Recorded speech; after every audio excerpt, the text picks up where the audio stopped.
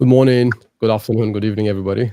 Welcome to Spotlight, Season 2, Episode 4. Today's guest is Shanda Brown, the co-author of Lessons We Learned from COVID-19. We also got the pleasure of being joined by Annie Osong, another co-author of Lessons We Learned from COVID-19, also the coordinator of this magnificent work. We're also joined by Jasmine Ofori, our social media specialist. The best that there is within our organization and within her own organization, June Digital. And she's going to be helping us with our social media needs and also with her amazing insights. We've got Shanda Brown. CJ, can you hear us? Can you see us? Yes, I'm here. Yeah. Okay, fantastic. So thank you so much for joining us, CJ, from Maryland, if I'm not mistaken.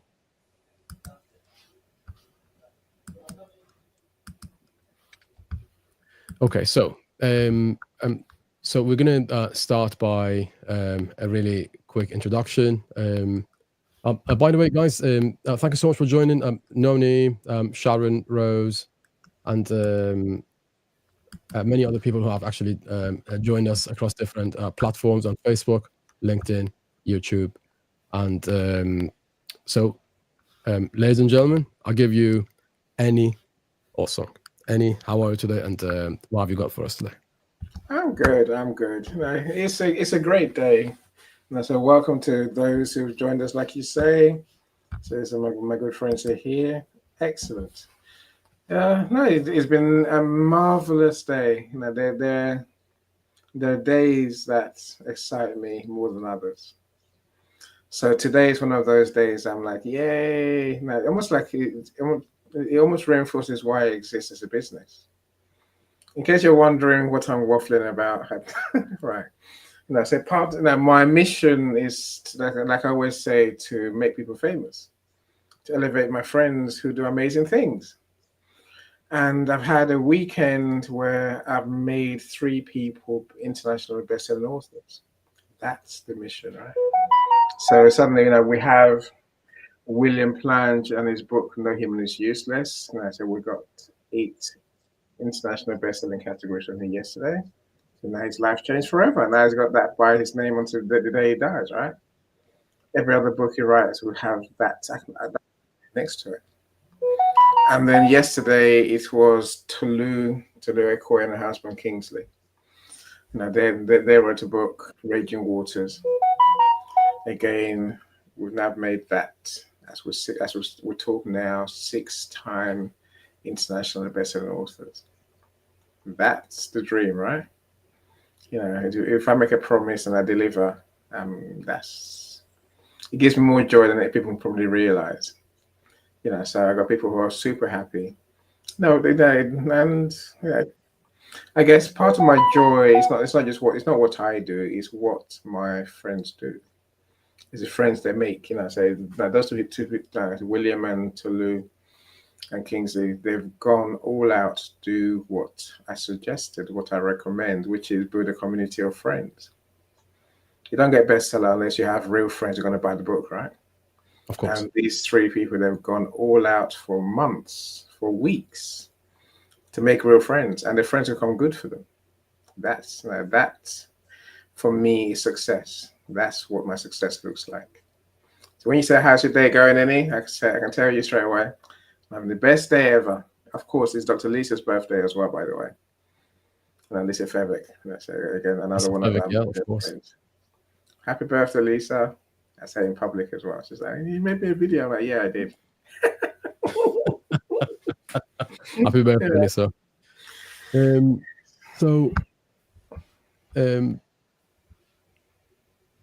We've been talking about inviting you to the show, CJ, for I think 4 to 5 weeks now. We finally got you on the show. Yay! Yay! Brilliant. Please have a few words with our listeners and viewers. across multi-platforms, and then we're going to start with the questions and our conversation today. Please go ahead. Okay. Sure. Thank you, Cyrus. And thank you, Annie. And love to have Jasmine on with us on this platform today. And hello, everyone that's joining us. And happy birthday, Lisa. So I am actually Floridian. If you are not in the United States, that means I am from the state of Florida. I am now living in Illinois, which is why it was so hard for Cyrus to catch up with me, because I moved and started a new job, and it's just been a roller coaster of a ride. So so happy to finally catch up with everyone. That sounds like a fun job, dealing with roller coasters and rides. Yeah, you would think. Yeah. So yeah, that's kind of where I'm at today, and just like Annie, happy to be here. So it's lovely to have you here. thank you. So much, CJ. Jasmine Ofori. We've got Jasmine for, I think this is the 4th week, if I'm not mistaken, Jasmine. Have you been enjoying it so far? Oh yes, it's been a roller coaster. I've learned quite a lot, and I'm soaking in a lot of information. So yeah, thank you for choosing to collaborate with me, Cyrus. Oh, it's lovely to collaborate with you. Tell us a few words about what you do, about your business, and what you do for our client. Okay, all right. First of all, happy birthday to you, Lisa. Wishing you lots of success and happiness. And yes, what I do at Due Digital is we basically help coaches, consultants, and event hosts to stay visible online using social media and marketing. So you're talking video editing, infographic content, and anything that speaks to your target audience. That's what we do. I've been working with Cyrus to promote books for Leslie Flowers. And also, I'm part of the lessons we learned from COVID-19, pushing out the book. It's been exciting so far. And yeah, I'm just happy to be part of this. Oh, it's a pleasure to have you here, Jasmine. So, CJ, how did that collaboration with Annie and the rest of the co-authors come about? And did you contact them? Did they get in touch with you? And did you intend to write that episode, write that chapter in the book? And tell us a little bit about the start of the collaboration. Yeah. So I actually had been following Annie for quite some time, and I'm sure that anybody on these platforms, if they have had the opportunity to catch up with Annie on any of his programs and events, then you kind of follow him a little bit. And so anyways, had heard that they were doing this book, and just so happened that I had a conversation with him about wanting to write a book. And he called me one day and said, "Hey, I think I might have an opportunity for you." And I said, "Oh, really? What's that?" So here I am today, after collaborating with Annie and my other co-authors. And now I'm an international bestseller and have, thank you. And I'm just so excited because it kind of had started the fire of just getting the opportunity to have this done, but also working on my my second book. And I'm going to be working with Annie on that. And of course, I'm going to hit you up and do my podcast at some point with my second book that's coming out. So I actually am really looking forward to more work now.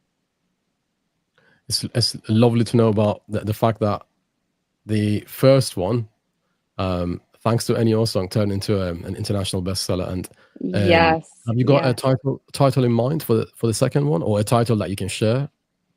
Yeah, I do have a title, and it is going to be called Me and My Best Friend. And just to give you guys a little bit of an idea of what it's going to be entailing is my life with my dogs. So, What and are they I'm called? talking, oh my goodness. I'm talking about my life with dogs. I'm talking about from the time I was a little girl on up till now. But I have a dog right now whose name is Loki. Loki. And he is, yes, he Is that is why a we can't see bundle him, of on the joy. screen? Um, It's yeah, Loki. sure. I'm Yeah, joking. I'm joking. I can bring Loki into view for everybody, and then that way everybody knows Loki is Yes, big. Loki's a big who dog. my let's see current Loki. best friend is. But my yeah, it's so funny. Oh, and here he comes. He heard his name. So here, let's see if I Loki. can get Oi, him oi, oi. to say Yes, hi. Say cute. hi, Loki. Yep. Yeah. Oh, that's beautiful. That is He amazing. is, yeah, he is Beautiful. my best friend right now, and just love him to death. He has been an absolute joy for me. Those of you who have not had the opportunity to read our book yet, you need to, because it does give you an insight as to why this dog is so important to me, and why I am writing a second book about, you know, my best friend. And it's quite the story. I don't know if you've had the chance to read it yet, Cyrus. Yes. Okay, then you've Okay. I had have the questions. opportunity to read my chapter, and I have questions um, about it as well. Yes, of course. yeah, yeah, okay. So So I'm everybody got gonna to see Loki now. So to be honest, seeing Loki made me happy. Thank you. good. Yes, Loki's a star now, right? Yeah, yes, he's the star of the show. he is definitely. Definitely the star of the show now. So, Shanda, the first question I wanted to ask you, and I've been dying to ask this question. I mean, these few questions. Mhm. So, one of the questions I wanted to ask is how did you find because I'm talking about finding the strength, right? So when you at a low point in life, Mhm. and obviously in hindsight, you found that strength. But back then, when you were struggling, Mhm. it's not exactly a walk in the park to find that to dig deep and find that strength, right? Yeah. So how did you find the strength to cope with the losses that you went through during the pandemic? So, um, I went through things in my life. The first tragedy that I had occur in my life was when I was 10 years old. My oldest brother was killed by a drunk driver. I'm sorry to hear that. And I saw a strength in my parents, um, that even during that loss, because it was, it's one thing to lose a brother, it's another to lose a son. And anybody that has children, you can only imagine what that feeling might have been like for my parents. My brother was 20 years old, and he had an entire lifetime ahead of him. Um, he had goals and plans for his life. And I think that that's kind of where we all start from. We have things that we want to do, and plans, and so during the pandemic and the losses that I had occurred at that time, I had to dig deep and find that strength that I saw in my parents. And woo! You guys still there? Sorry. Okay. Almost lost you. But you know, there's a resilience that you have to find within yourself, and you know, you can't rely on other people to get you through that. And it was difficult digging deep, but you know, like I said, it was something that I kind of saw from a child's standpoint of seeing my parents be resilient and kind of, you know, went off of their example. I understand. Do you have any other children? I have two boys, Two boys. and yeah. And for anyone watching, I am a widow, but my boys were a strength for me getting through the loss of my husband. And my oldest son is 26, and he is in college and enjoying being a student. And then my youngest, he actually is currently a bartender and server in a really awesome pub downtown Seattle, Washington. And he is also a student as well. So just you know, living student life are my boys right now. Absolutely. We've got one of our friends, Michelle, saying that kids make us strong. And Michelle, you're 100% right. And Michelle, thank you so much for joining the show as well. Yeah. So we're going to go to Ennio song for a few moments so we can welcome the guests into to the show. And we'll after that, we'll go to Jasmine. Please go ahead, Annie. It's good to see some of our friends here. So, you know, Michelle, welcome. So, William, our new international 8-time best-selling author. So, his book is amazing. If you haven't bought it yet, go and buy the book, right? Go and buy the book, of course. William, great to see you. That's a Sharon Rose, Tracy, our audiobook expert. And Sarah's holding the book as the will should, right? No, it's true. Go and buy the book. So thank you so much for joining, Dr. Islam. I see you too, Arcot. So Ray, so welcome as well. You know, it's a joy to be here with you, Cyrus. You know, I guess the people like CJ are one in, you know, one in a million, truly. You know, the question you're asking, why CJ in the book?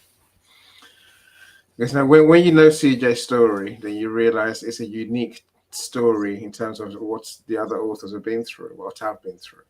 So I was desperately keen to get her in that to let's tell her story.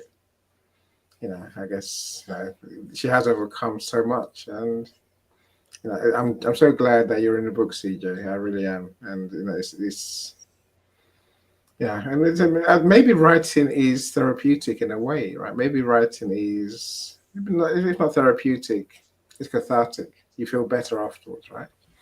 So I truly am hoping that being in a book, and I mean, CJ did say she wanted to do that, to be to write a book.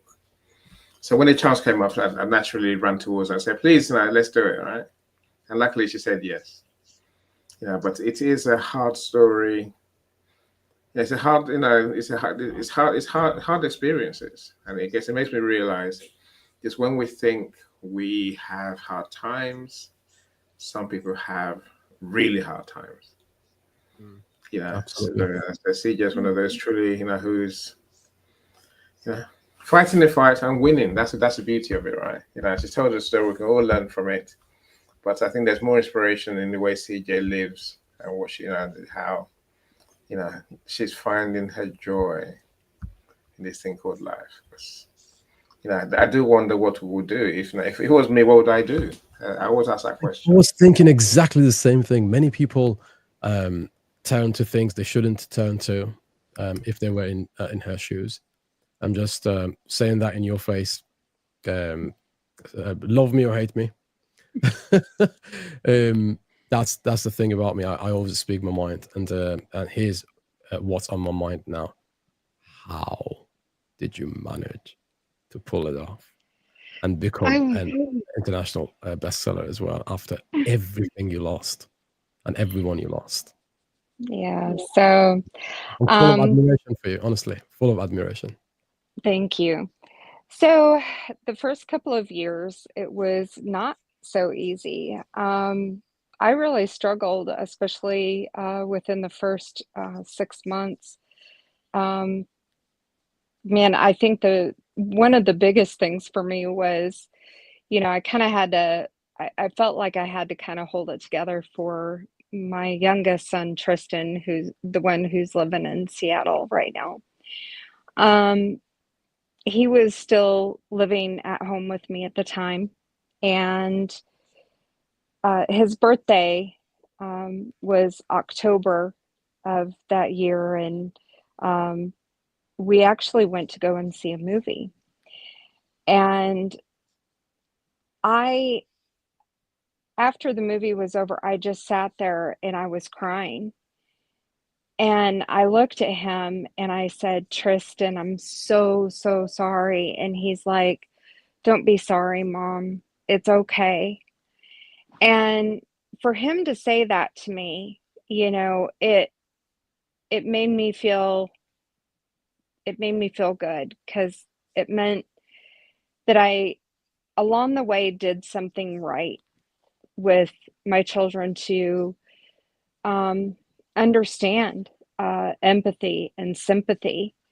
And, that made a huge difference for me to know that he understood that, hey, Mom was actually going through something that is just, I have no words to explain it unless you've been in a place where you've, lost a loved one. There are no words. And I don't want to give up too much, because I'd love to have people pick up the book and read not just my story, but everybody's story in there. But my husband was not my only loss. And so that's, kind of, that's where I'm coming from. The resilience that I went through was, learning that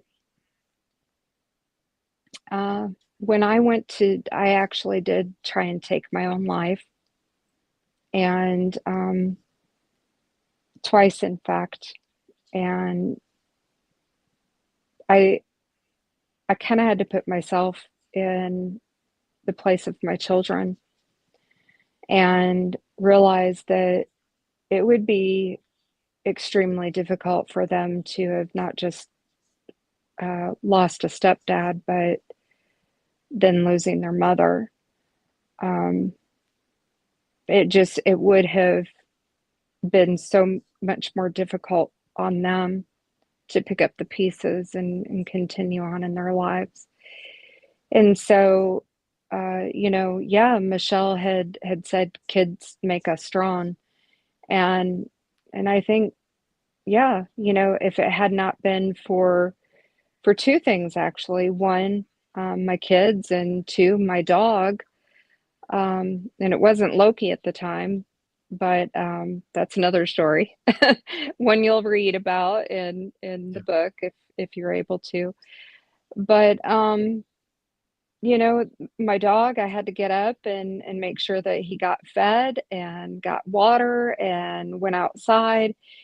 And yeah, my kids, I just, I kind of had to pull myself up by my bootstraps and say, this isn't just about me. It's about everybody else who would be left behind if I chose a different path, if I chose drugs, if I chose alcohol, if I chose, suicide. Those are things that wouldn't just affect me, it would affect everybody else, my friends, my family, Absolutely. and definitely my children. Absolutely. Well, Yeah. I'm really glad you didn't go through and you didn't succeed at that plan, because look how much better the world is with you in it right now. And look at all of these people Thank around you. you. And, they are thinking the same things that you are thinking. They are thinking the pain. They are going through the same pain. But maybe we can't feel it as deeply as you felt it, and we probably don't feel the loss as deeply as you felt it.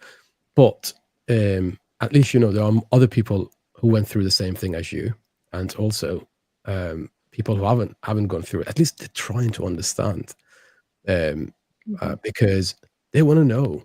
Okay, this person has gone through this amount of tribulations. We haven't been through that. So when you listen to other people's pains, it tends to minimize your own pain, right? Me, as an Yeah. example, Yeah. when I listen to your pain, I realize, okay, the losses I've gone through in my life, there haven't been as many as you have. The pains I have gone through in life hasn't been as much as you have, and you walked out of that awful situation a much stronger person. And I think I'm speaking for everybody in this live, that I am proud of you for what you've achieved. And you turned at some point you felt the life was a complete mess and you couldn't handle it, and you turned that mess into a message. And for that, we are proud of you, CJ. Thank you. And Thank please you. continue to do what you're doing and shine as you are, because the world is better with you in it. So Jasmine, we have I mean, you must have known people who, like CJ, who went through loss. Perhaps you have done it yourself as well. You have gone through loss. What is it that goes through a person who goes through loss that makes the situation unbearable? And what would you say they should try and think before making any decisions? Before making any decisions, what should they stop and think about? In your view? In my view, going through loss alone is what amplifies, the situation. But when you do have a strong support unit around you, it makes it easier. They don't necessarily have to sort of say a word, but just being around you, feeling your pain, and just, letting you know, I understand what you're going through, is something that can definitely help anybody going through any loss of that sort. In my view, and what I've experienced, this is not to do with COVID-19, but I've lost my mom, basically. I lost my mom when she was, very young. So I was around 5, 6-ish when she died, basically. And the last image I have of her in my head was her lying down, obviously, going through the motions before she passes away. And that has left an imprint on me. And when I do think about it and that reflection comes in my mind, it's difficult to process it when you're a child, going through. But now it's much easier in terms of how I look at it now, because certain losses happen and it sort of shapes your character. It sort of helps you to build that strong mindset to, move forward. So in terms of loss, having that support around you definitely makes a big difference. And also the mindset that you have as well can push you forward. Even if you're going through a lot. So yeah, Thank you so much. Yeah. Thank you so much, Jasmine. So, did you go through some sort of loss during COVID, or do you know anyone who has been impacted as deeply as CJ was? And second question is, how should people deal with the peak of the loss, so the decisions they are making is made independent from that loss? Yeah, I guess I will say, thankfully, I don't know many people who passed away from COVID directly. And again, my wife is a nurse, so you tend to hear about people who who lost their lives in the pandemic. I guess so. Without knowing the pain, I would say the pain is very individual. It's very personal, right? Everyone has to go through the process in their own way, in their own time. There's no perfect formula for everyone. I guess from what I've learned from the people I know, the likes of CJ's, you have to give yourself time. The loss doesn't go away, clearly, right? And many of us might say, "You get over it." I don't really know. It's not about getting over it. I think it's all about each day we learn to cope better. Each day the pain hurts less. Each day we develop that strength to talk about and face the loss without breaking down. Over time, that just gets easier. So that could be a long, long time. And it's I also speak from the perspective of losing, losing people and losing our pets. And I say losing my pets, especially, it's a hard one. It's a long process, but we must find a way to move forward, right? Yeah, absolutely. Building resilience doesn't mean you have to get over it. Some of it, I'm not sure this is a word, but it's not get over it.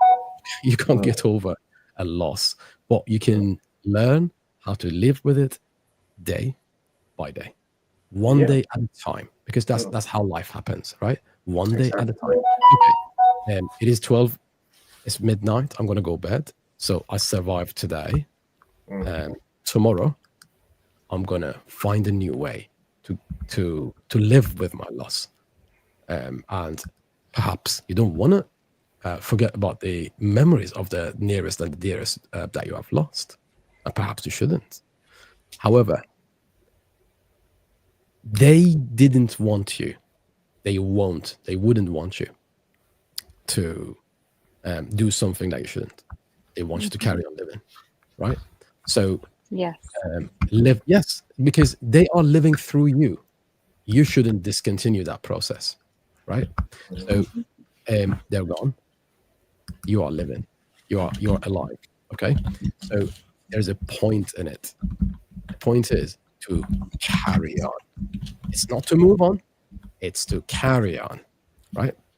So, and as Michelle is saying, and you can see on the screen, never forget them. Yeah. And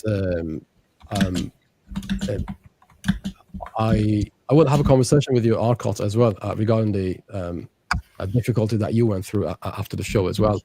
The difficulties that people went through during the COVID is just unprecedented, and it's not. I don't have a point of reference to actually compare it to in my lifetime, right?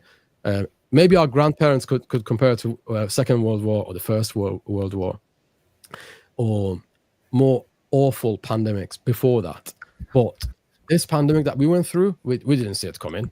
Our governments didn't, and everyone's running around like headless chickens, and we didn't know what we were doing. What's next? And everyone was like, "What do you mean? What's next?" I'm not sure what happened. What happened to me, and what I'm going to do with my job. What should I do with my children? how am I supposed to tell you what's next? And everyone was asking the government, what should we do? And nobody knew the answer. Now, I've written a short song, which is a throwback reference to COVID-19 days. Let's have a listen. This is about this is called lessons, and lessons we learned from COVID-19, and I dedicated to this amazing room and with everybody in it. Thank you so much for joining us, guys, and thank you so much for keeping the chat going. Please post your questions. Please share how you feel about what we are sharing on this show as well. This is your show. Please express your opinions as well. Thank you.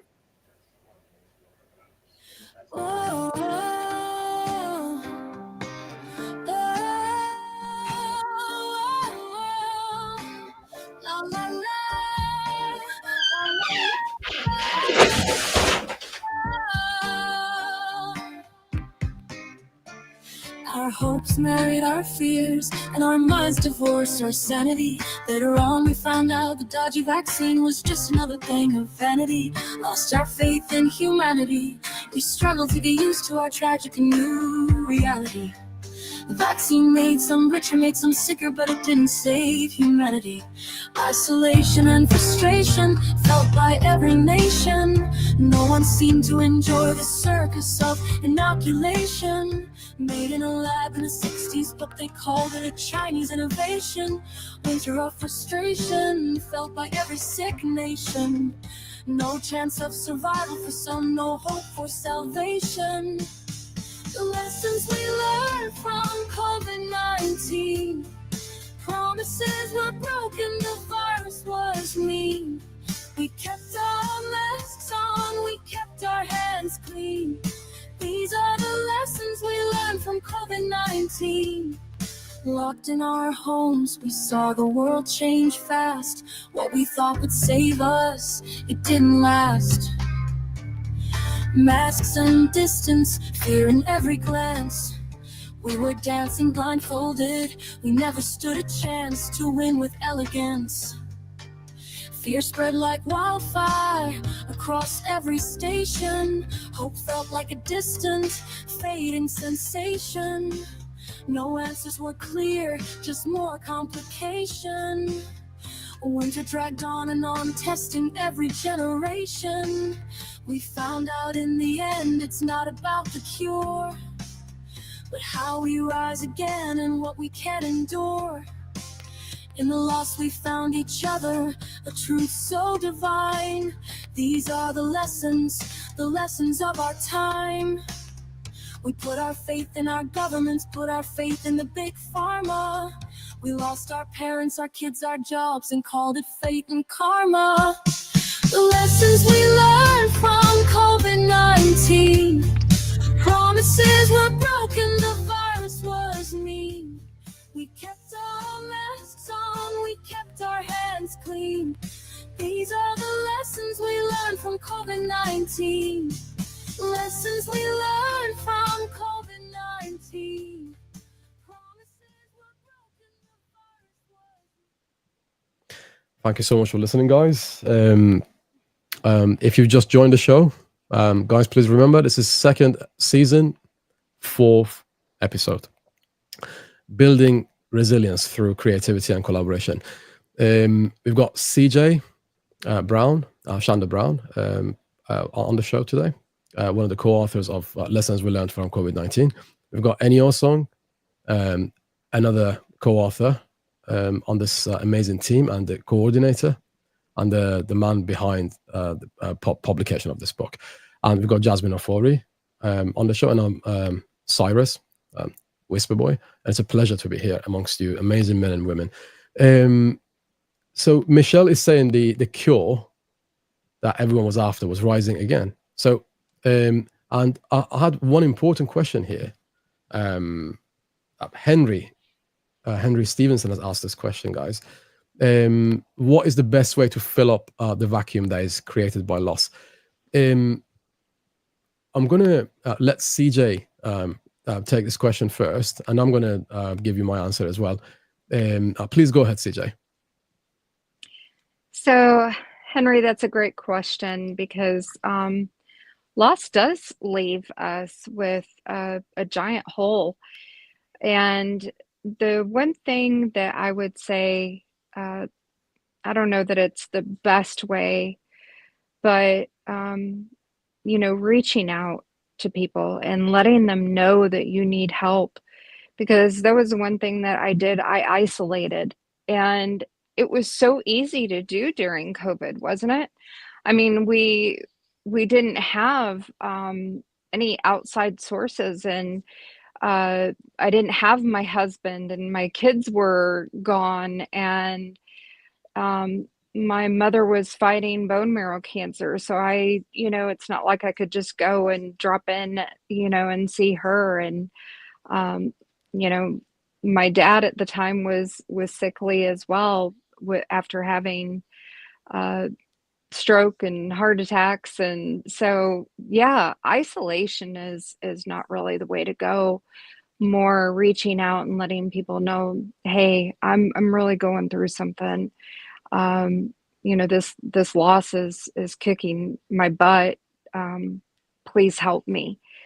Because without having reached out, I might have been successful with my suicide. And instead, after that attempt, and it was mostly just a cry out for help, and I got that.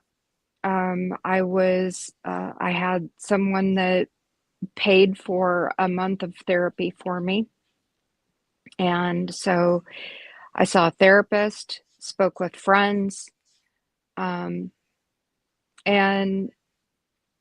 I think one of the other things too was, if you don't have a pet, find a hobby, read a book.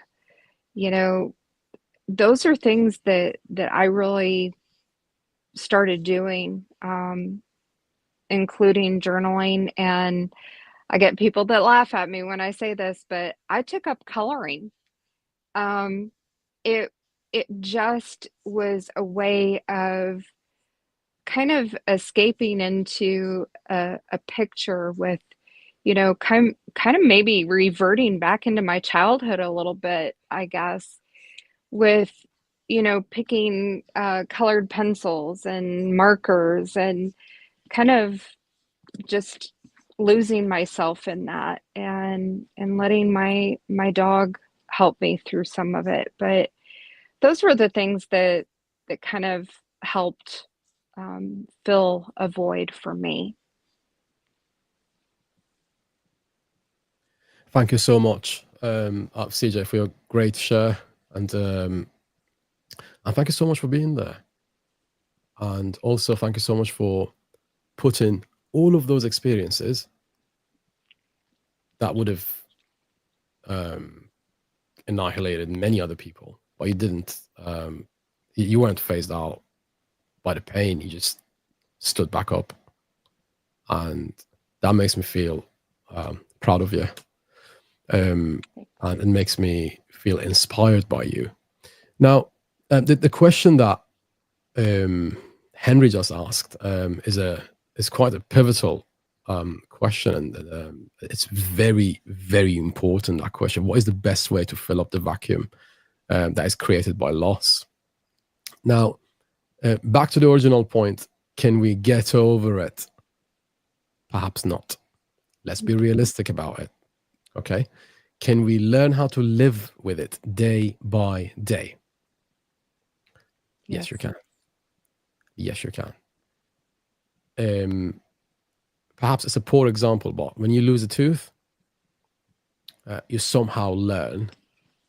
You know that empty space is in there. You know it, but it doesn't kill you.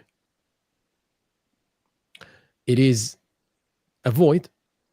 You feel the empty space. I'm not saying losing a father or mom is same as losing a tooth. Please don't get me wrong, but I'm just trying to give you an example as closely as I can. So how is it that people try to fill in the gap? Well, let's not forget that. That's a question that psychologists and psychotherapists are struggling with. I'm not a psychologist by any stretch of imagination, right? If they can't find an answer, certainly I can't either, but I can try. So my answer to that question is, don't look outside you, because whatever you find will be something small. It will not fill in a gap as big as that, right? Mm-hmm. So try to fill it in with the most important substance you could ever find. You expand in there. You become bigger. You grow bigger and stronger and fill in that void. Nothing else can. Alcohol can't. Alcohol isn't the solution. But chemists may disagree. They might call it the solution, but the only place alcohol is a solution is in a lab. In your life, alcohol isn't the solution. Drugs, they can't solve your problem. They can drown the voices for a short while. Alcohol, the same. Substance abuse isn't the solution. They call it abuse for a reason, right? So, committing suicide isn't the solution. Deleting the problem is not solving it, right? So, the best solution I can find is to grow inside you and try to encapsulate that void and make it shrink. As you grow, the void shrinks. Read, talk, cry, share. These are the things you can do. And yeah, of course, you will suffer in the process. You will cry. You get knocked down, but you stand back up again and again and again. Don't forget, you're not living just for yourself. Right now, as we're speaking here, someone's remembering Annie for one of the sentences that he said in one of his shows, and that person is smiling, remembering that sentence, because Annie gave that person hope. Right now, someone's remembering a Zoom call they had with Jasmine Ofori, and they remember, oh yeah, I remember that. Half an hour I had a conversation with her. She's nice, and she pushed me forward, right? So everything you do leaves an impact on someone. So you might as well choose your actions, eh? Choose your messages that you're giving to people. So now another topic I want to discuss with you was the disruptive effect that it had on your work, and it was discussed in the book as well. So how did it affect your work, and how did it affect you professionally, this COVID thing? Yeah, so I was actually very lucky in the fact that I had started with a company that I was supposed to be traveling, and of course the travel had been canceled, but they were able to get everybody quickly online, and then that way we were able to work. The thing is that it kind of created a bit of a void where I was supposed to have been face to face doing my training with these people on a new software program. And do you know how much harder it is for people to learn from a trainer who is not in the same room with them? It's, especially on software. And these were state employees, and the software that we were working on was essential to people getting food stamps and Medicaid and cash assistance. So these were things that were essential to not just the state workers, but to the people that they were trying to assist.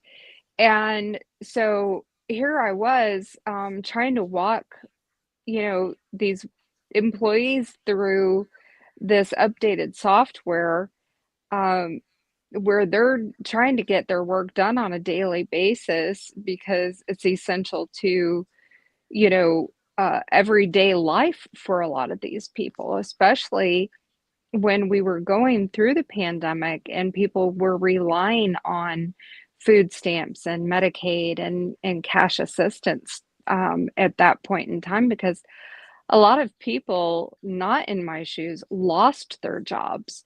Um, Restaurants were closed and stores were closed. And so we had an influx of people needing the assistance that these state workers were trying to provide. Um, I was working anywhere between 12 to 16-hour days, trying to make sure that the software was up and running properly. And of course, I had a fantastic team of people that I worked with, but um, it was a very stressful situation on not just us as trainers and you know, uh, makers of the software, but it really was stressful on all of the state workers as well, trying to get, you know, trained on a program that they weren't familiar with, while making sure that people were taken care of at the same time. Yeah, sure. Did you ask for help when um you felt like, okay, I can't cope anymore? Did you ask for Yeah, help? And how I how kind did of, yeah, so I kind of had to learn that just from having done what I did when losing my husband, and that was asking for help. Which, you know, I think that we all kind of have that little bit of pride thing, where, you know, we don't want to ask for help because we're supposed to be able to do it on our own. And boy, I found out in a hurry that I couldn't deal with being a widow, and after a while, now you guys have to get the book to read the rest of my story, but an orphan as well. So just the simple fact that the losses that I dealt with, I had to learn, if I don't let somebody know what's going on, um, I'm going to be up a creek without a paddle.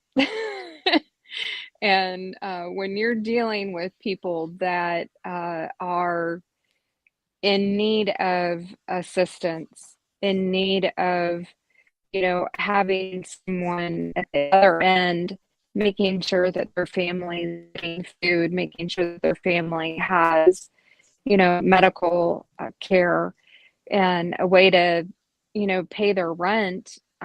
Yeah, I definitely had to, reach out and say, hey, reach out to my supervisors and say, hey, we've come up with uh, an issue, and we need some help in getting this taken care of as soon as possible.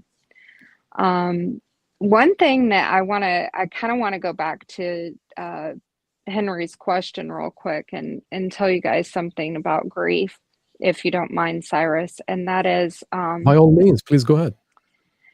so something that I think life in and of itself, um, as I had previously said, it can be a roller coaster ride, right?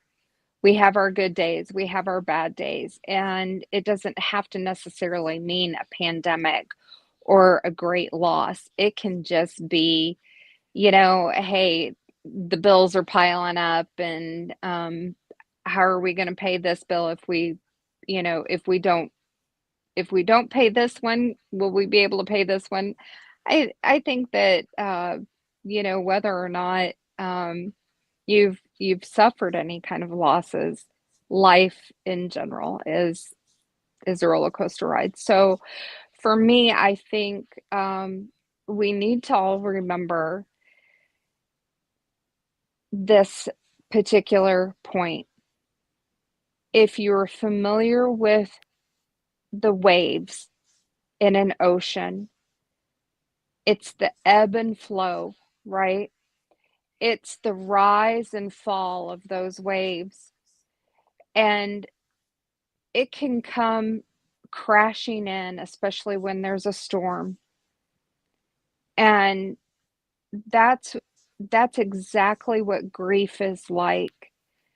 Grief in itself is like that ebb and flow of a wave. It can die down and be quiet, and then you have days where it will hit you like a tidal wave.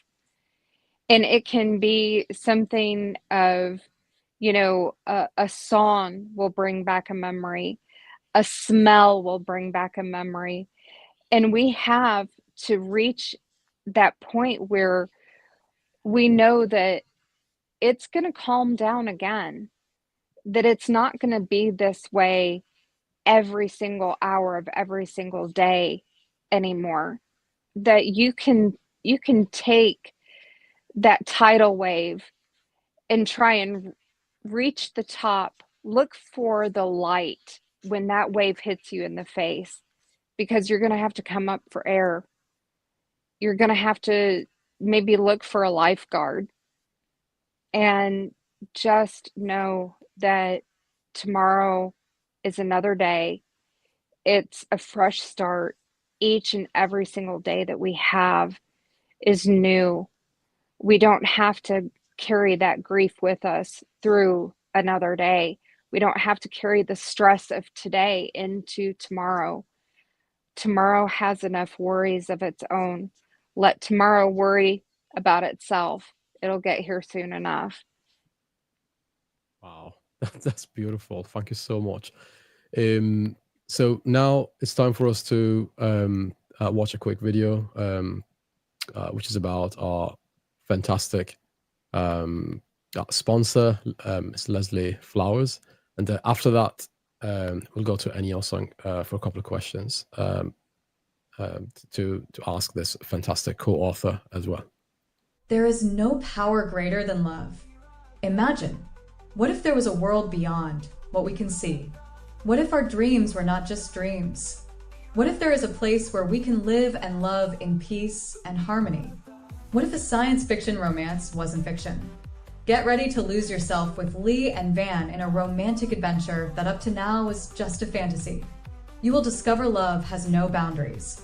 Explore the complexities of connections that span across galaxies and the heartwarming reminder of the power of love. Leslie Flowers has been blazing trails for the business leaders for decades, leveraging the laws of achievement and timeless success. Principles.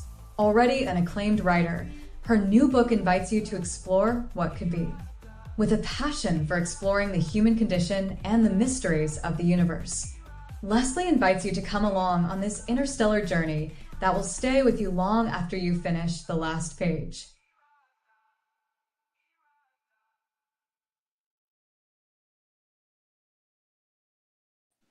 Thank you so much. So the next sponsor. Your favorite trends. We know the customers you love and your favorite trends.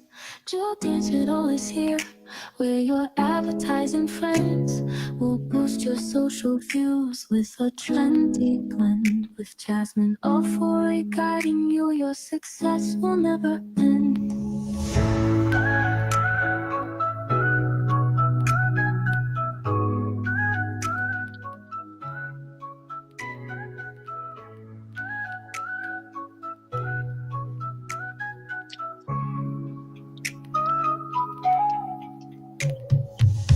We know the customers you love and your favorite trends. Digital is here, where your advertising friends will boost your social views with a trendy blend. With Jasmine or Foy guiding you, your success will never end.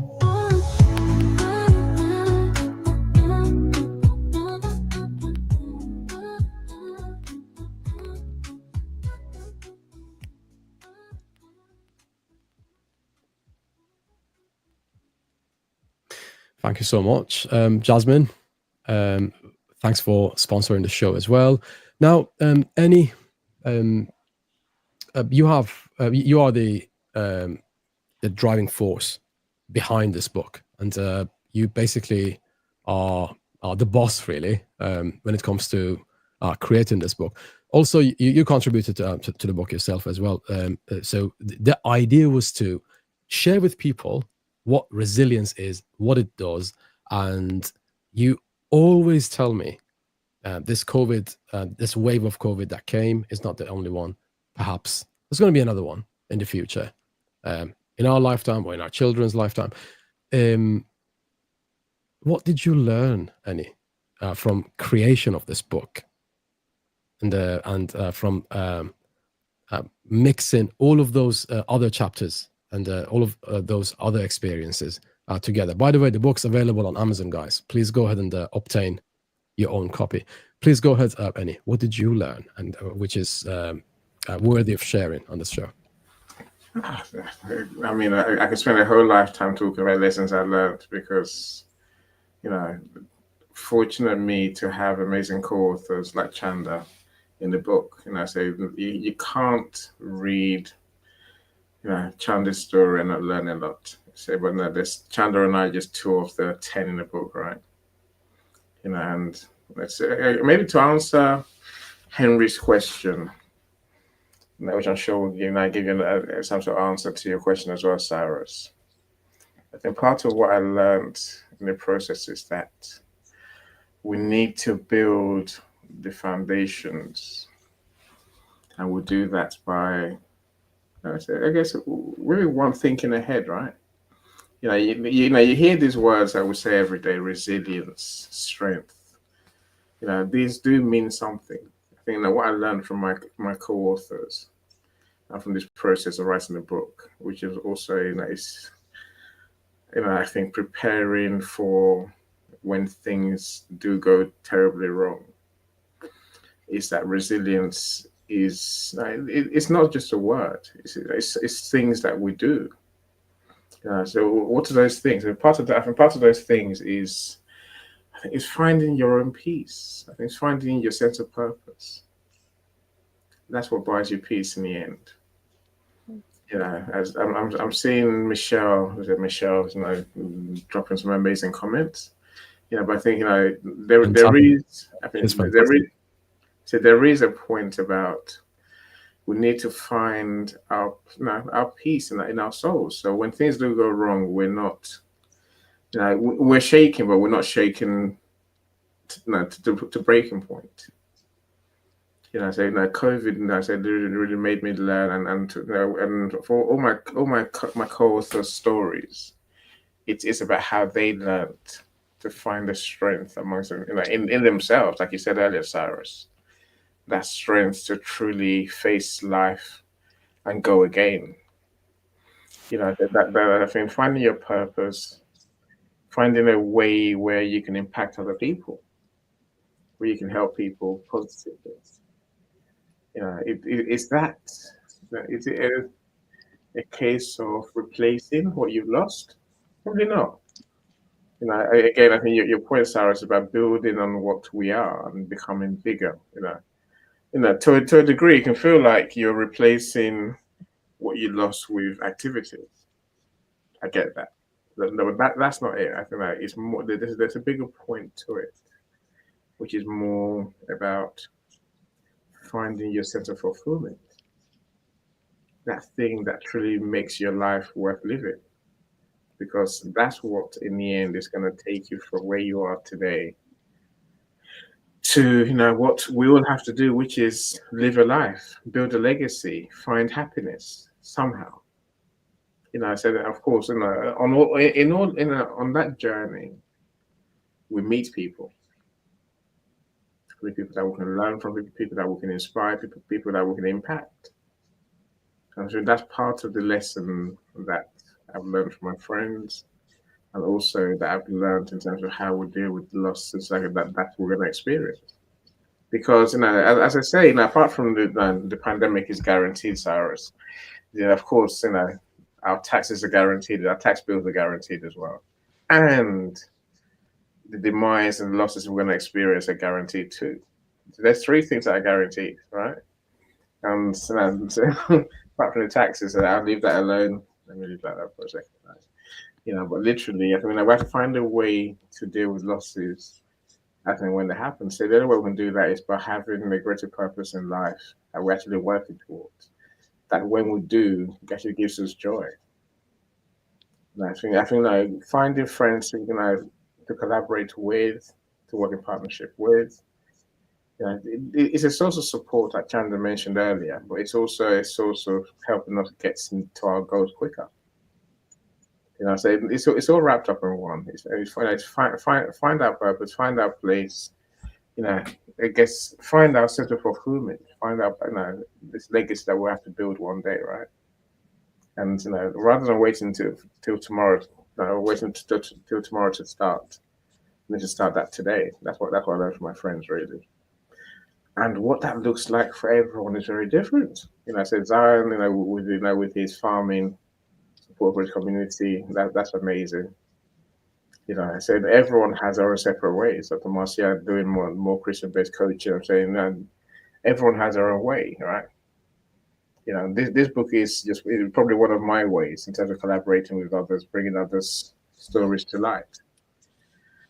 When we started off today, I explained to you how helping others, helping my friends achieve their star status have brightened my day. It's brightened my weeks, brightened probably my year. Everyone that we impact matters.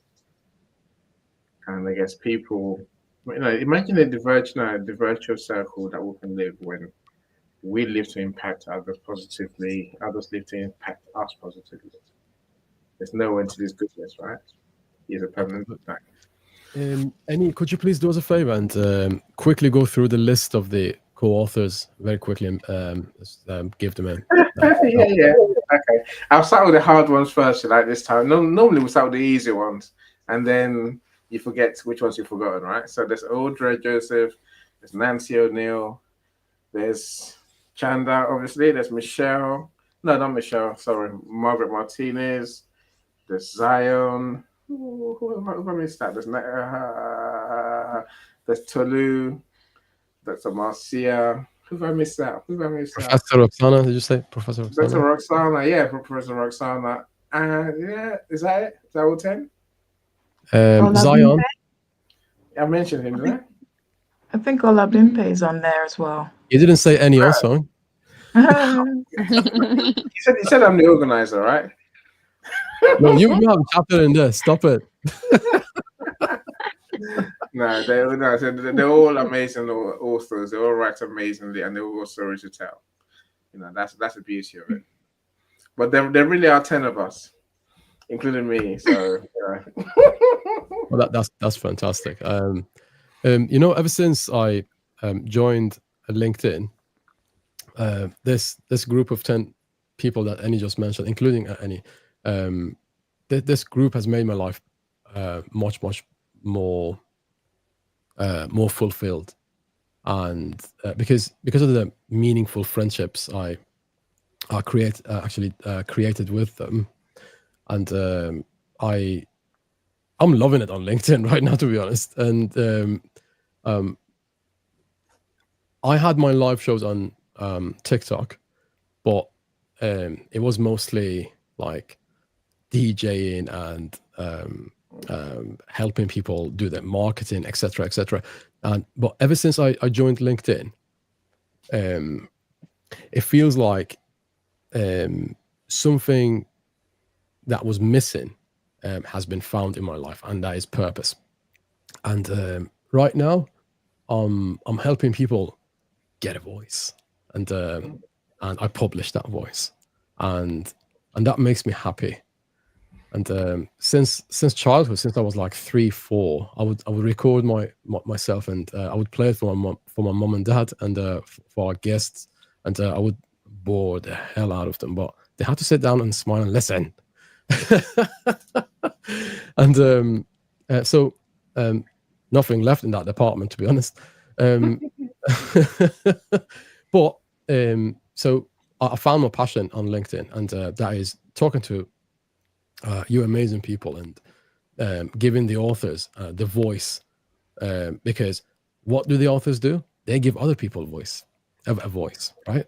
So that's what I do. I help people create their own podcasts, and I am doing that with the help of Jasmine Ofori, and of course with the help of Ennio Song as well, because he's our marketing genius. If you haven't watched his marketing material on YouTube, please go ahead and just search him, YouTube him, and he's got his own podcasts from the past as well. A podcast blast from the past, right?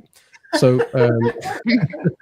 you can search. I'm trying to leave those behind. I create content, Cyrus. That's the thing, right? I always have done, and I create content where I'm not just writing and hiding behind blogs. I've done that. So I like doing podcasts. I like doing videos. I like doing, events where we're present, right? I think we have more impact that way. I've got Michelle who says I don't do social media, and that is okay, but if you run a business, please don't do that to your business. And it's like me saying, "Oh, oxygen." I don't do oxygen. I don't. You need that for your business, Michelle. If you run a business, if you doing some sort of activity that needs exposure, definitely contact Jasmine Ofori. Definitely contact Ennio Song. This day and age, even people who don't need marketing need marketing. If you don't feel you need it, there's something you need to correct in your process, right? There's something missing, right? You see, Cyrus, I hear what you're saying. I was talking to Henry last week, right? Recently. And Henry asked me, he's a thinking man. He's a proper thinker, right? So he sent me a message. He goes, "What do you think of the LinkedIn effect?" So I can see where Michelle's probably coming from, right? LinkedIn effect. I'm like, what the hell is that? So I had to go and look. And then so you find that then there's, I'm sure this is what Michelle is talking about, in the sense that a lot of people are on social media to look bigger, right? To look as if they are bigger than they are, right?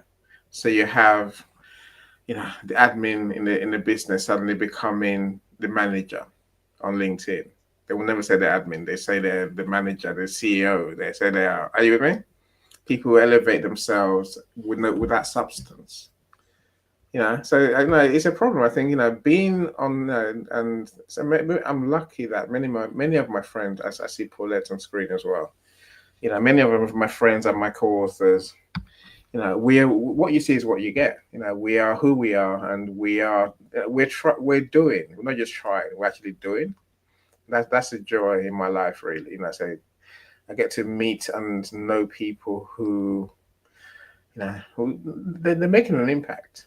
Maybe sometimes just by telling a story, but the way we live, the way we do, the way we are, the way we show up, it means something.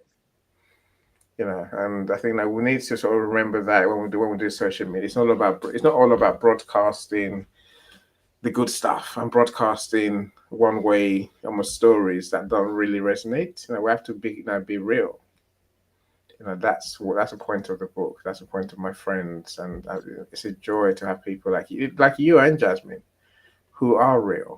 Who are, we'll bring something every time we turn up. We'll bring something, right? We don't just turn up for the sake of saying, "Oh, look how great I am," and life is perfect. If only, right? Life is hard. And we all have a role to play to support each other to get to where we want to try and get to. That's where we find joy, really. That's where we find the support that Chandler mentioned earlier. We have to learn to reach out for help when we need help. I mean, and we all need help. And I can't think of a day when no one has ever made success by themselves. No one, 0 people have ever made success by themselves. Whether you got one good friend, one good admin, one good team member, we all need each other. We all need someone. And the trick is knowing when to reach out and when to, and maybe also when to be that person for others.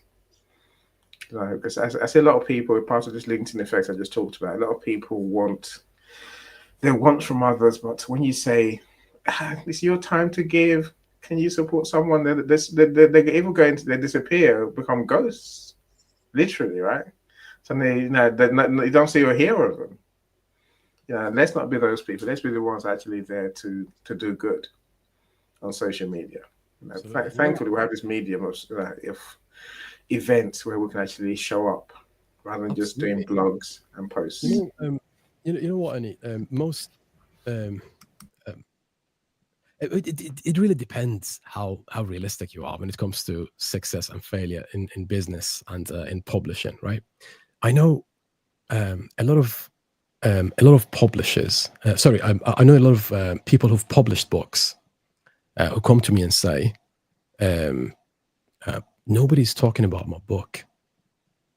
I ask them, do you have a podcast? And they're like, no, I don't have a podcast. And the next question is quite a terrible one, but it needs an answer, right? So the question is, if you don't talk about your book, how do you expect other people to talk about it? The answer is podcast.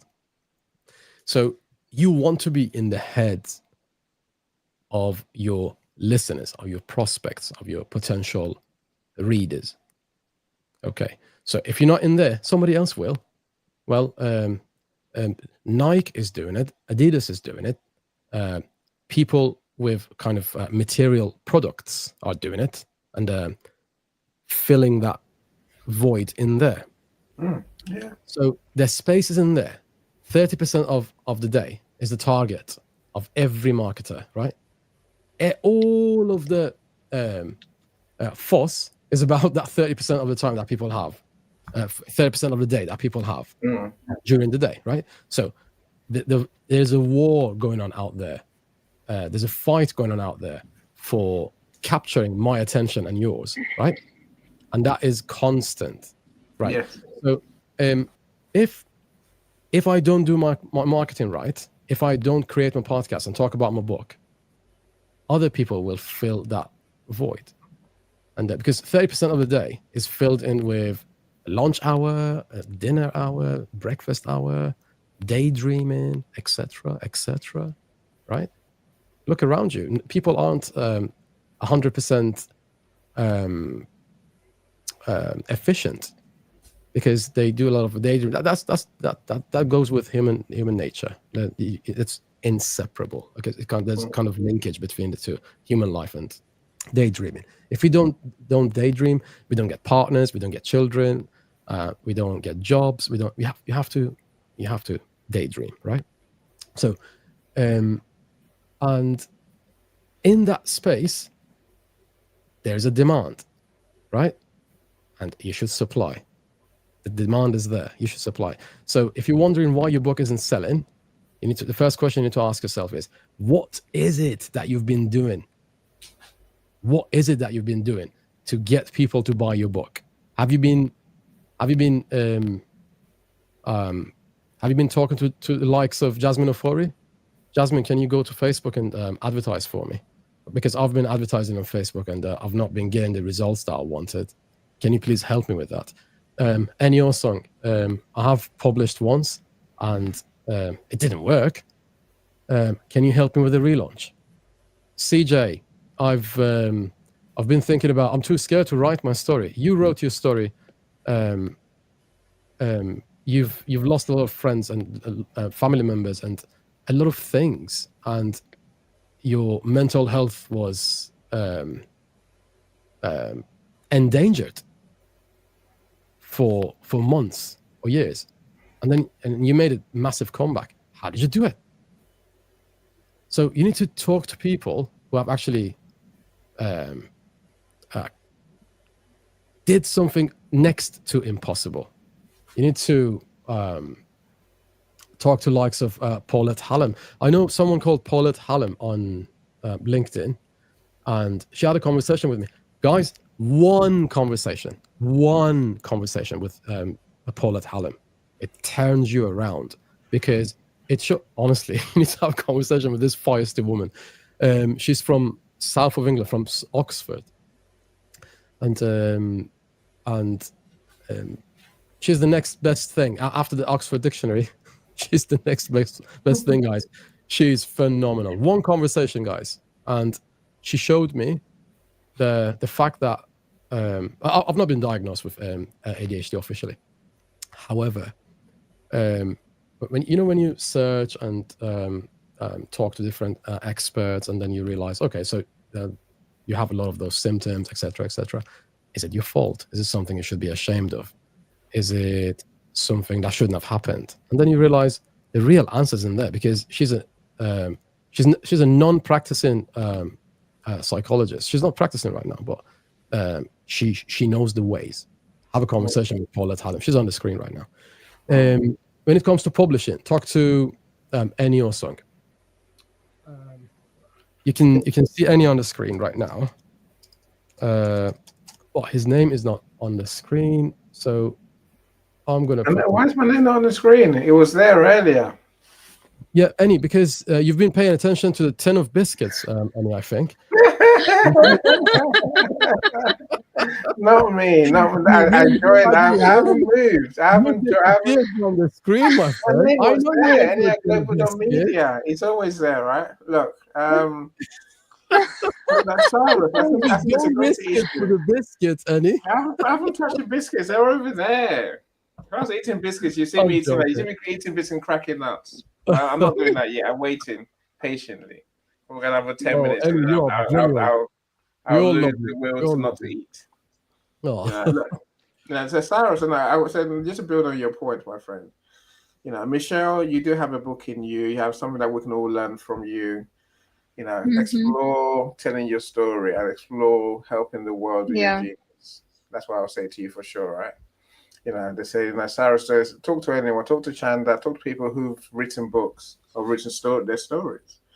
And you find that there's people that you can definitely help. Well, that's definitely one of those you can definitely talk to. But Cyrus, coming back to why people don't sell books, maybe why people don't sell their services, right? I think the world has changed now, and now this is my gift to you, to all of you today. The trick I've learned is be visible every day, as much as you can. Get your readers, your listeners. You talk about podcasting, Cyrus. That's a great way to get into your listeners' ears every day. When you're asleep, when you're doing your thing, when you're out with family and friends, your prospects can still listen to your podcasts and still be in touch with you, to feel that space in their head in the day that you mentioned earlier. I say this not lightly, my friends, because what I've learned is that people who are successful, they get the message out there. They find a way to be out there every day. Now, I'm talking about, think about Oprah. Oprah, when I was an actress, she was successful in the 50s, in the 60s, in the 70s. But we didn't know who she was.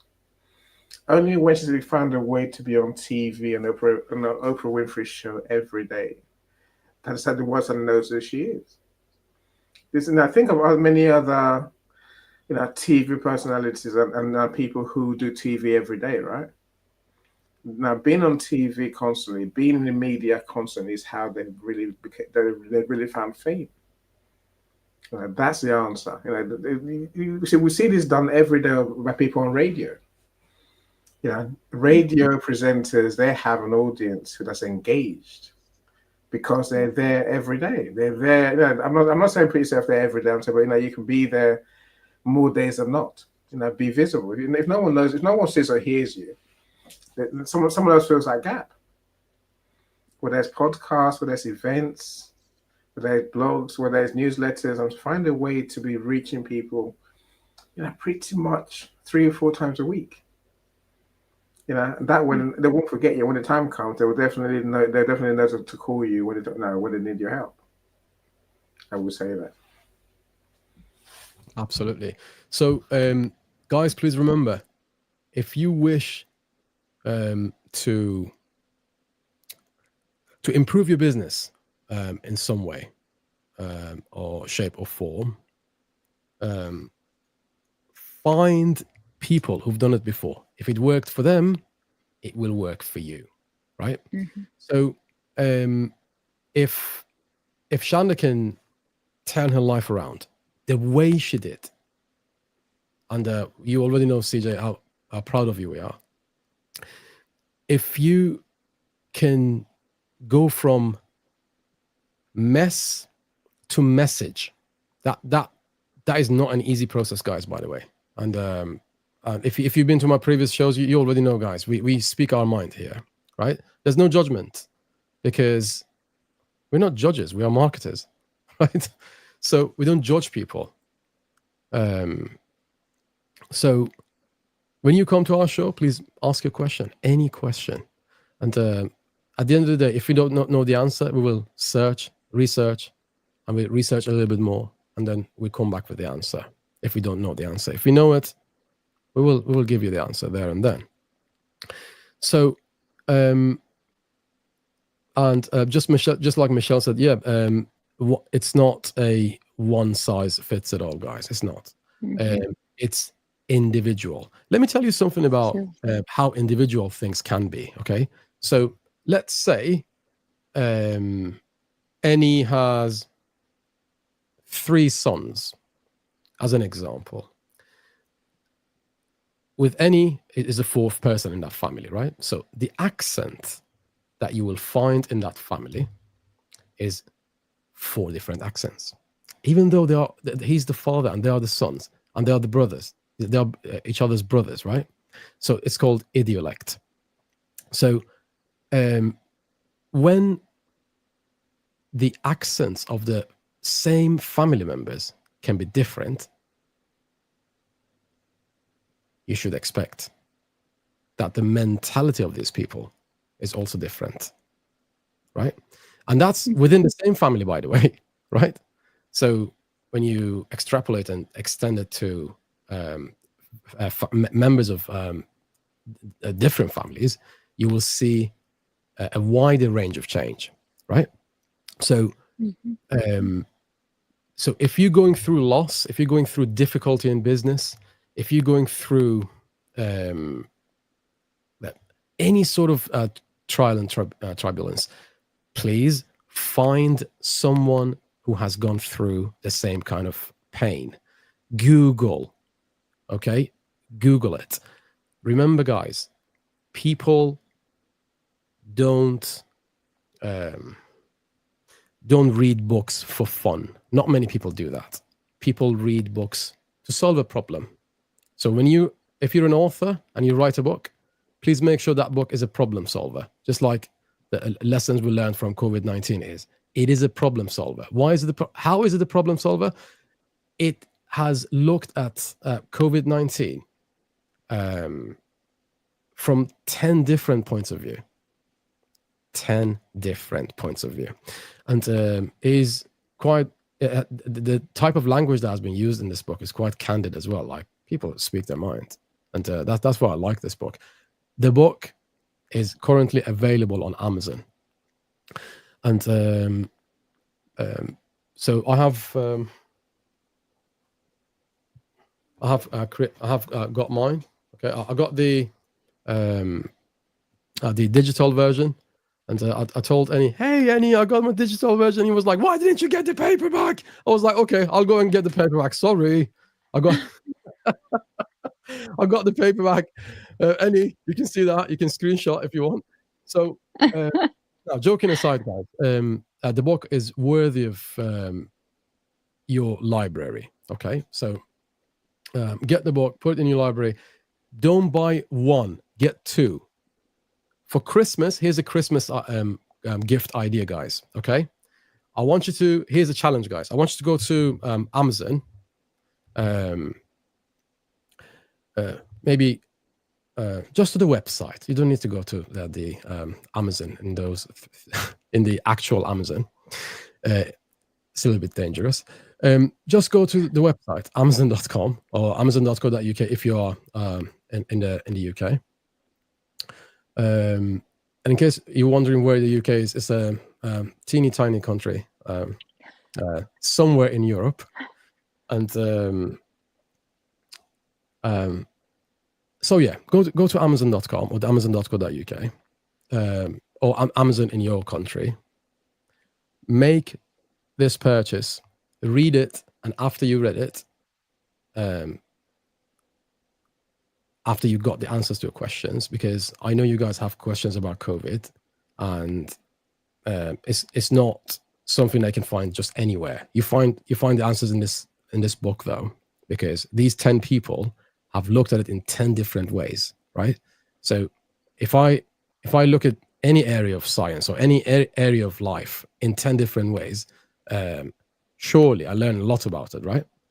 So buy yourself one and gift one copy to someone you care about, someone who's been struggling, someone who needs improve their life or business in some shape or form, right? Get this book, guys. I've never heard anyone say, I got the book, I bought the book, and my life worse now, and I know no less compared to before buying the book. I don't know anyone saying that, right? So the book is available on Amazon. It is a worthy book, guys. That's the reason why we create a show about it. Spotlight Season 2 is dedicated to this book. That's how important this book is, guys. This book is going to get bigger and bigger and bigger. Why? Because you are the readers of this book. You make it bigger and bigger and bigger, right? So, by the way, I don't know many books that get re-edited every few months, and that's something that Annie is doing. I told you, he's the mind behind this book. I think the book is on version 3 now, 3 edits, and this book is getting better and better every time, every few months as well. Okay, so if you got version 1, you can get version 3 now. Okay, so he's dealing with this book like software developers develop software. So that's the good thing about it. The book is evolving, guys. That's quite a rare phenomenon in the. I'm not saying it's impossible, but it is, as Michelle said, it is an amazing thing. Thank you so much, Michelle, for your constant contribution to the show as well. Michelle is amazing. You know, everyone needs a Michelle in the audience, right? Absolutely. You know, Michelle, emojis. Michelle Bolenhorn. If you guys on LinkedIn, please follow Michelle Bolenhorn, and we recommend her to anyone who's on LinkedIn, and anyone who isn't really, please find her. Jasmine, please contact her for me. Thank you. I will for sure. Look, before we go, look, I said I love Paulette's comment just now, when she says, well done for not crumbling, and well done for being so strong, Chanda. That's the sentiment that I think we all have to. We say we're all proud of you, Chanda. That's the words. I can't say it better than that, right? I think we're all growing, we're moving forward. So part of my moving forward with my family, my anthology family, is creating a website right now for the book. It's gonna be the URL is Lessons We Learned from COVID, so that gives you an idea, right? So it is about our authors and the book. So I'm keen to showcase or highlight what my family are doing. So Chanda, the question for you is now, how are you moving forward? What can we look forward to? How are you going to build on your chapter in the book? What's coming next? Yeah, boy, everybody in our audience and of course those here on stage with me tonight, you guys have no idea how much this book has meant to me. It has given me a way of expressing not just what happened with COVID in my life, but a little bit before. And Annie and me are going to have to get together on my latest and greatest that he's going to have a version for Cyrus. So, you know, it wasn't just my story. We have discussed the fact that there are 10 of us that have done this book. And, you know, I was ecstatic to get my copy. So that way I could, you know, even though I was able to speak with my co-authors, it's another thing to actually read it in black and white, have that that copy in your hand, and I've highlighted things, you know, that have been an inspiration to me because, you know, we are all coming from different aspects, different viewpoints, different parts of the world. You know, what I experienced here in the US is not what any experienced in the UK. It's not what Zion experienced in Africa. It's, you know, coming from different parts of the world and different professional professions and different family life and everything. It just was so great. You know, as far as moving forward from this book, you guys obviously know that I'm going to have my my own book coming out about my life experiences with my best friends, my dogs. Please mention the name as well. Yes, me and my best friend. And I will be working with both Eddie and Cyrus on getting a podcast up and running with that. Jasmine, you know, will of course play a part as well in getting everything situated. And as far as my current profession, I am no longer a trainer, but I still work on training. That is part of what I do as a virtual assistant. However, my actual day-to-day job, I am now an emergency dispatcher. You all have your 911 in your country, whether it's 999 or 112, I think is, I don't remember what it is in Australia. I think it's, what is it, 11 something. Cyrus, do you know what your emergency call numbers are? To be honest, that it costs a You lot. don't know? From Australia, we live in the UK. Okay, so 999 I know Why? is the one there. Yeah, so anyways, you know what I went through is something that has helped me out with being a dispatcher. You have to keep a cool head when dealing with people in emergency situations, right?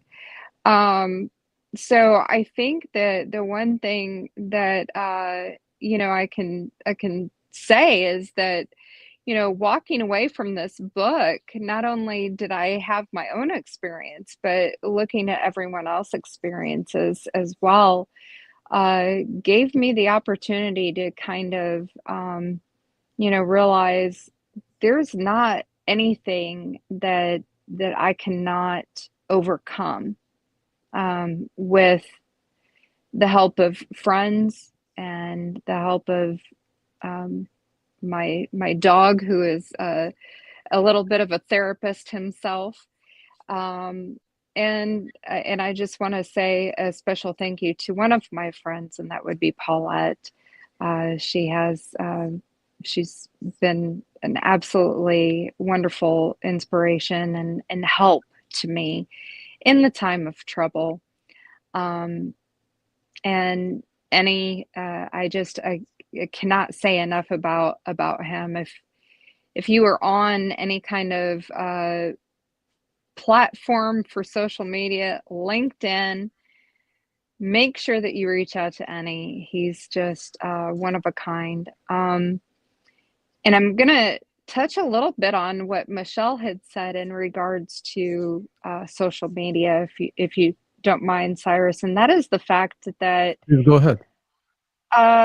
you know, I myself had dropped out of social media for a long time, and it was because of the drama that was going on around what was going on in my life with losing my husband and moving and everything.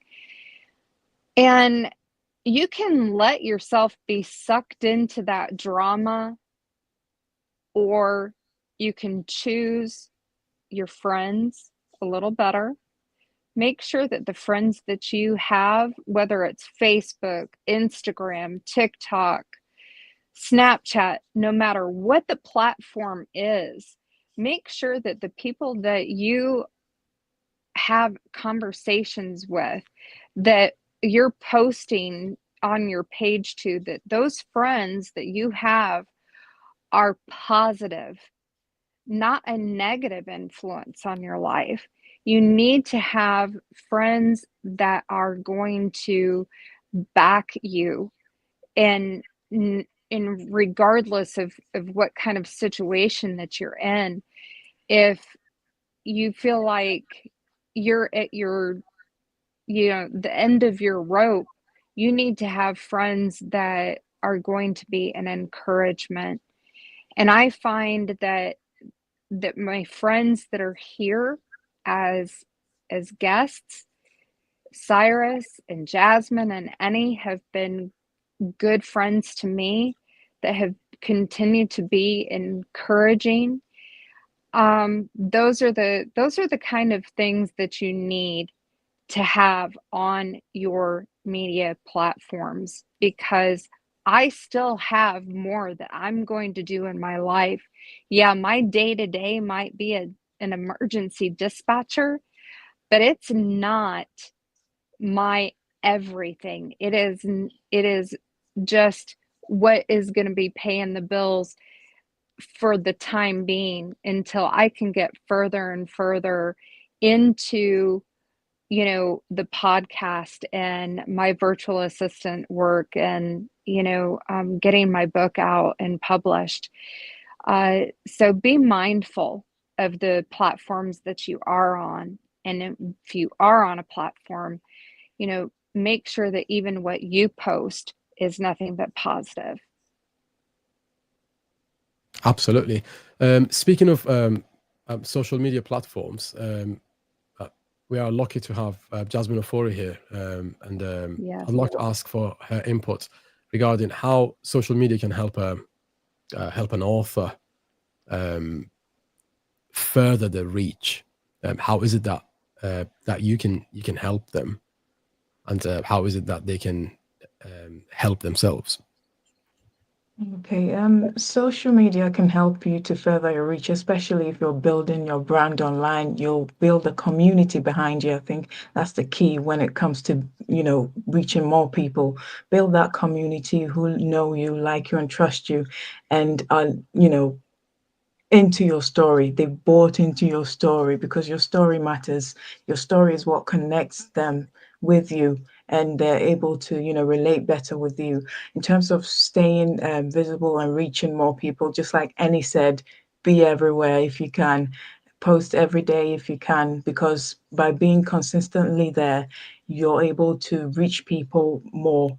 And you can also use paid ads to reach more people. But when you start with organic and you see what's working, then you can move into paid ads to help you to amplify that reach. That's what I would say.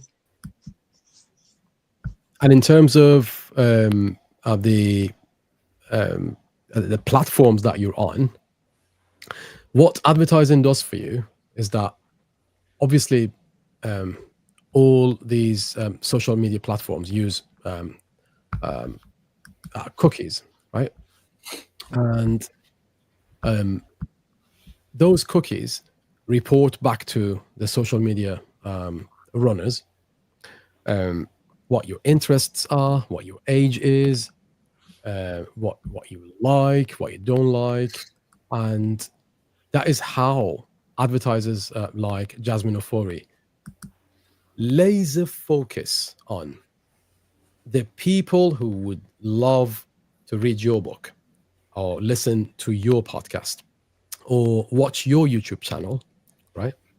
And she would laser focus on people who would sign up to your channel, purchase your book, because the viewers' online behavior patterns is already known by the social media platform, right? So find yourself an expert like Jasmine and start doing what you've been putting off to tomorrow, because it will take you as long as it takes you, right? It takes you as long as it takes you. So take action, find the publisher that you need, someone like Ennio Song. Find an author who's already published, someone like CJ, and find someone like me. I will help you with your podcast. And if you want to have a voice, you need to start from letting your listeners listen to your voice, right? And also, if there are 5 books in the market that are very, very similar, right? Listen to this example really well. I'm just saying that for your benefit, guys. If there are 5 books of similar value and similar subject matter that is discussed in them, right? The one that does a podcast will rank higher on Google. The one that does more blogs, writes more blogs about it, and posts them on different platforms, that book will win. That YouTube channel will win. Okay? You need to have a story. You need to write it down. Search engines use a tool, and that tool is nothing but blogs and written text, right? And content. So please create content around your book and around your YouTube channel or podcast. Then when people come to the market with their wallets, because people don't buy products, people buy solutions. Please remember that. And more importantly, people buy the feeling that solution can give them in the future. So as an example, I have a cut on my finger and I need a plaster on it, right? I go to the market, I go online, right? So I'm purchasing a plaster. Okay. Before I buy the plaster, I buy the feeling that plaster is going to give me and help me experience, right? So I go there, feel what I feel. I go to the market with a feeling and a need, and that needs to be satisfied. Okay, that's the thing about needs. Needs need to be satisfied. They're non-negotiable, guys. Okay, so people come to the market and they come to the market with a feeling, and that feeling is, all right, I need more knowledge. I need to know about COVID-19. I need to know about how to navigate through problems and troubles when they happen, when they occur. And let's say Annie has written a blog about the book, and someone searches that blog and reads it, and that is going to encourage that person to purchase the book. And that increases the possibilities and likelihood of that person making that purchase, right? And let's say you receive help from Jasmine Ofori, and Jasmine advertises your book online on Facebook. You find a lot of 20 to 55-year-olds on Facebook. That's the average age. Please don't quote me on that, because that is something I know, an average that I know, right? So if your target is that age range, talk to Jasmine and ask Jasmine how you can put your book or YouTube channel or podcast in front of those potential customers, and she will do it for you. She certainly did it for Possibility of Irada. The Possibility of Irada, and that campaign has been successful so far. So far, so good. And so Possibility of Irada is a book written by Leslie Flowers, who happens to be the sponsor of this show as well. So find the people who can help you. Okay, don't suffer in silence. So thank you so much, guys, for watching another episode of, or should I say, season 2, episode 4 of Spotlight, which is the show that empowers podcasts, books, authors, and YouTube channels and content creators, really. So come to us. We are approachable. Write me an email, info@whisperboy.com. I promise I won't bite. And whisperboy.com is the website. And what is your website again? Sorry. It's in process. So our book website is in process. So you're still doing. No, your own global. I was talking about global. So my business website is Global Media. It's on the screen. If you move a little bit to the left, Annie. It's on the screen. It's there somewhere, right? Yeah. If you move to the left, to the right. Sorry. Yeah, that's that way. Global.media.com. I didn't mean this right. I meant the other right. I've moved now. Global.media.com. And Jasmine, what was your website again? Sorry. It's jewdigital.com. It's on the screen as well. Jewdigital.com. And CJ, do you have a website? I am in process of getting that up and running. When it's completed, I will make sure that my LinkedIn profile gets updated with that information. Excellent. And if you need help, please contact. Of course, CJ is going to have a page on our website, on the book website, with her services and resources on there as well. Absolutely. CJ, contact Jasmine, please, later after the show, and we will add you to the list of the artists on whisperboy.com as well. Okay. So I got. So I'm going to finish on this last comment. Great podcast, lots of fun and info. So any people are happy with your work, CJ and Jasmine, people are happy with your work. That the proof is in the pudding, guys. Linda just mentioned that, and love your shows too, Cyrus and Jasmine. So there you go. Yeah, everyone's a winner, right? Everyone's a winner. Create the right team, right? And I'm going to finish on this, guys. If you try and you're not getting the results you want, and you compare yourself to such and such organization or such and such person, remember, you may see someone like Ennio Song on the screen, but it's not just Ennio. Ennio's one person. He's got a team behind him. Okay? I don't mean literally right now. It's 12:06. If his team, like all those 30, 50 people were behind him in his house right now, 6 minutes past 12, it would be quite a scary thought, guys.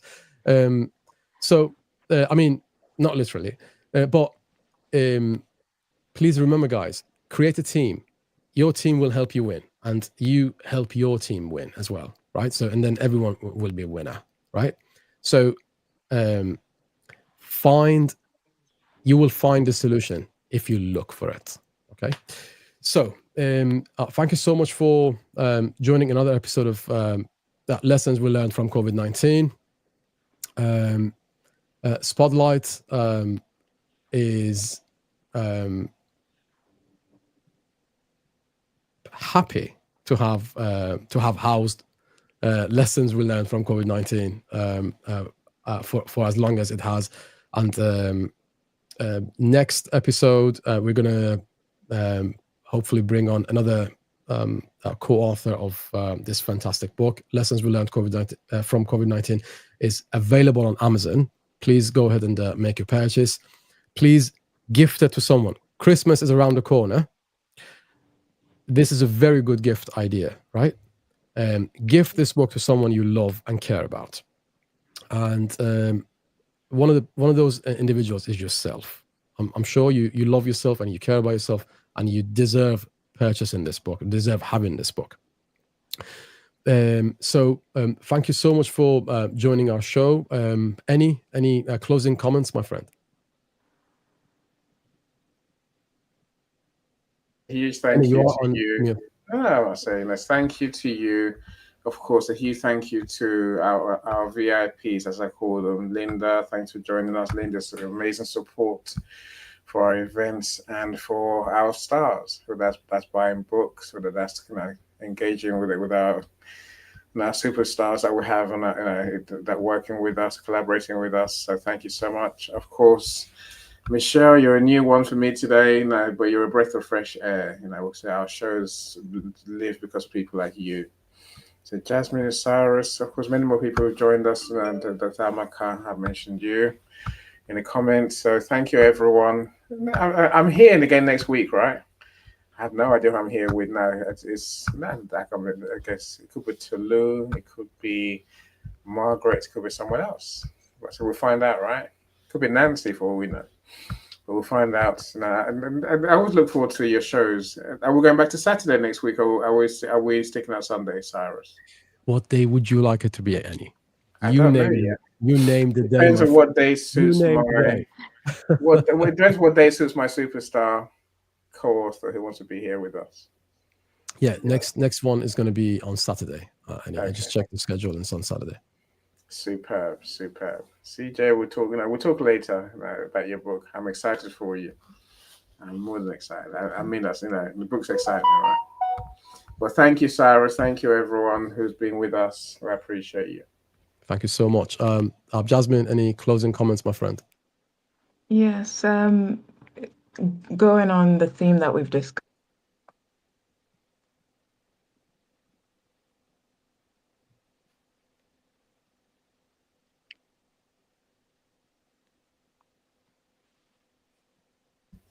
It seems like Jasmine has a slight connection issue. Yeah, Jasmine. Yeah. It's quite cold in the UK, guys. Any closing comments? We'll wait for Jasmine to come back to the screen. Any closing comments, CJ, please? Yes. I just want to say thank you so much for everyone in attendance for this podcast today. It's been great having everyone here and all of your beautiful comments. I especially want to thank Cyrus for just continuing his work. He does such a fantastic job. Annie, once again, just a gem of a guy. And if you guys have not reached out to either of them and you need some help with a book or a podcast, please do so. And my closing thought is this, guys, there is nothing at all that happens in your life that that you cannot get through. I've done it. I've gotten through quite a bit. I've not forgotten. I still have days that are difficult, but each and every single day is new, a new opportunity for touching someone's life. Be kind to one another, be kind to yourself, and just know that I love you, even if you think nobody else does. I do. So thanks again, Cyrus. CJ, you are fantastic. We love you, and we are lucky to have you because you basically, you're teaching people that, guys, I changed my own life. I'm here for you to help you to change your life as well. If you wish for me to help you, I'm there for you. That's the message we're getting from you, CJ. And you know what? You're one of the ever since I joined LinkedIn, I've realized that you're one of the important parts of this community that Annie has created, and a community I'm a part of now as well. Same as Paulette Hallam. Paulette just said you're a warrior and Warrior Queen, CJ. So thank you so much, everybody, for your phenomenal support for the show. And thanks for watching this episode, season 2, episode 4, rebuilding through creativity and collaboration. Thank you so much. And it was a pleasure having you guys on our show. Have a wonderful day, afternoon, or evening, wherever you are based. See you on the next one. Yeah. So, Good night, everyone. All right. Bye, everyone. CJ. Bye, everybody. Bye. Bye. Take care.